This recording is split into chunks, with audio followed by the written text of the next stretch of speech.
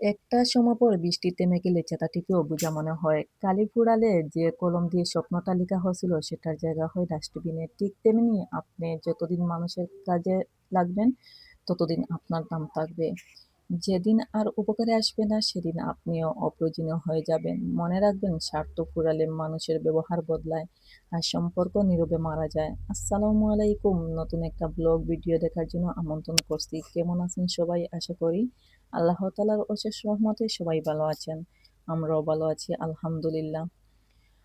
প্রতিদিনের টেনশন থাকে কি রান্না করব, ফ্রি স্কুলে দাঁড়িয়ে থাকি কি রান্না করা যায় বা কি রান্না করলে ভালো হবে। বাচ্চার বাবা কি পছন্দ করে, বাচ্চারা কি পছন্দ করে, সব কিছু মিলে কিছুক্ষণ দাঁড়িয়ে থাকার পর ডিসিশনটা নেওয়া হয়। গতদিন রাতে আদির বাবার সাথে গল্প করতে করতে বলেছিলাম যে তুমি রোজগার করে নিয়ে আনছো, বাজার করে নিয়ে আনছো, তোমার টেনশন এখানেই তো শেষ, কিন্তু আমার টেনশন সারাক্ষণ সারাটা মুহূর্ত তোমাদেরকে নিয়েই থাকে। সকালে নাস্তা তোমাদেরকে কি বানিয়ে দেব, দুপুরের জন্য কি রান্না করব, আবার সন্ধ্যাবেলা বাচ্চাদের কি বানিয়ে দেব। এগুলো ভাবতে ভাবতে অর্ধেক দিন পার হয়ে যায়। সেই সাথে বাচ্চার পড়াশোনা দেখতে হয়, কি করছে না করছে খেয়াল রাখতে হয়, আবার সংসারে অন্যান্য কাজগুলো তো আছে। আমার আমার যদি 10টা হাত হতো তাহলে খুব বেশি ভালো হতো। আসলে আমার যে 2টা হাত, সেই 2টা হাত দিয়ে সমস্ত কাজ করে আমি সেরে উঠতে পারছি না। সে তো আমার কথাগুলো শুনে হাসা শুরু করছে, কিছুই বলছে না। সে কিন্তু তার চোখ দিয়ে সব কিছু দেখতে পায়। আমি কতটা সময় রেস্ট করি আর কতটা সময় কাজ করি। রাতে এসে খাওয়া দাওয়া করে কাজ শেষ করে ঘুমিয়ে যায়। কিন্তু দেখা যায় কি আমার কাজ শেষ করে যেতে অনেক দেরি হয়ে যায়। ততক্ষণে তারা সবাই ঘুমিয়ে পড়ে।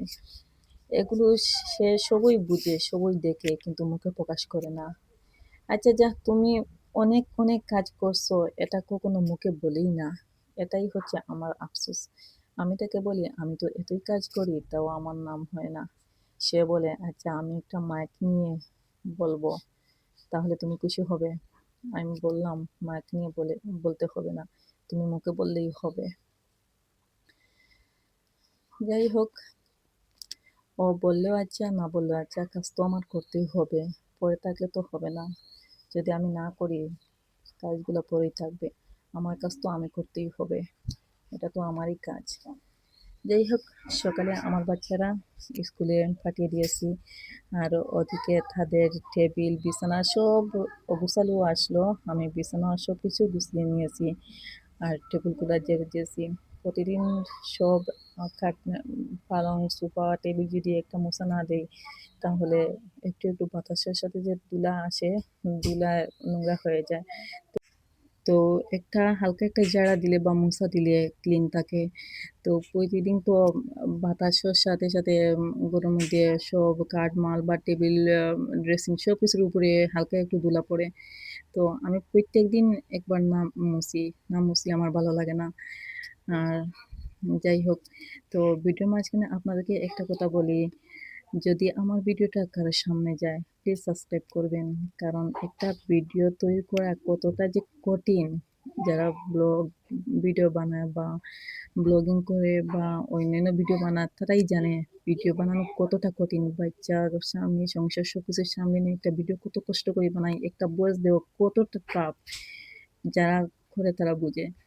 আর আপনাদের কাছে একটা অনুরোধ, প্লিজ আমার ভিডিওটা যদি সামনে যায় সাবস্ক্রাইব করবেন, একটা গঠনমূলক কমেন্ট করে পাশে থাকবেন।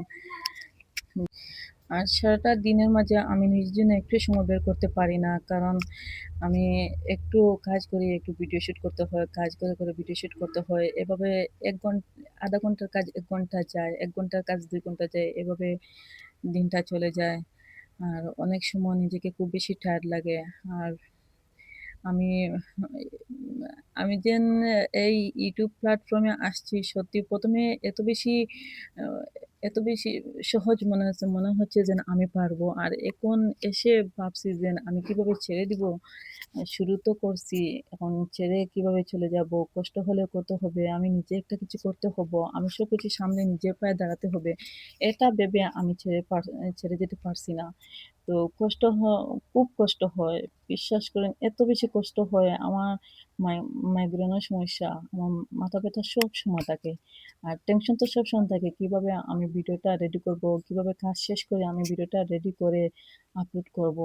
আর ভিডিও রেডি করতে, আপলোড করতে আবার বাচ্চা, স্বামী, ছেলেরা সব বাড়িতে আসে, স্কুল থেকে আসে, আবার কাজ শুরু হয়। যে সারাদিন আর রেস্ট নাই। রেস্ট নিতেও পারি না। রাত ১২টার আগে আমার কোনো রেস্ট নাই। ১২টার সময় যখন আমি শুই তখন আবার ভিডিওগুলা এডিট করতে হয়। কিভাবে পোজ দিতে হবে, কি দিতে হবে, কি দিতে হবে না যাচাই-বাছাই করতে হয়। তাও রাইত ১টা-২টা বাজে। সত্যি খুব বেশি বোরিং লাগে এবং কিভাবে ছাড়তাম এই মন চাচ্ছে না। আর কাজ করতেও মন চাচ্ছে না। কোনটা করব ভাবতেও পারছি না। আর ছাড়বো না ইনশাল্লাহ। আমি হয়তো এখন একটু কষ্ট হয় নতুন হিসাবে আস্তে সহজ হবে। তো আস্তে আমার ভয়েস দিতেও সহজ হবে, ভিডিও করাটাও সহজ হবে, আমার বাচ্চারাও বড় হয়ে যাবে। এখন ওরা ছোট যার কারণে একটু কষ্ট হচ্ছে। আর মানুষের জীবনে সুখে দুঃখে দুটোই তো আসে। হয়তো আমার সুখ একদিন আসবে ইনশাল্লাহ। আর আপনারা যদি পাশে থাকেন। আর আজকে শেয়ার করলাম একজন মায়ের সারাটা দিন যেভাবে কাজের মধ্যে দিয়ে কাটে যায়। আসলে স্বামী সন্তান সংসার হয়ে গেলে না নিজের কথা আর তেমনভাবে মনেই থাকে না। সবসময় তাদের কথা চিন্তা করে তাদের ভালো লাগা খারাপ লাগা সবকিছু তাদের আমাকেই দেখতে হয়। আর এভাবে করে আমার সারাটা দিন কেটে যায়। স তো এখানে আমার ভিডিওটা শেষ করছি। আল্লাহ হাফিজ।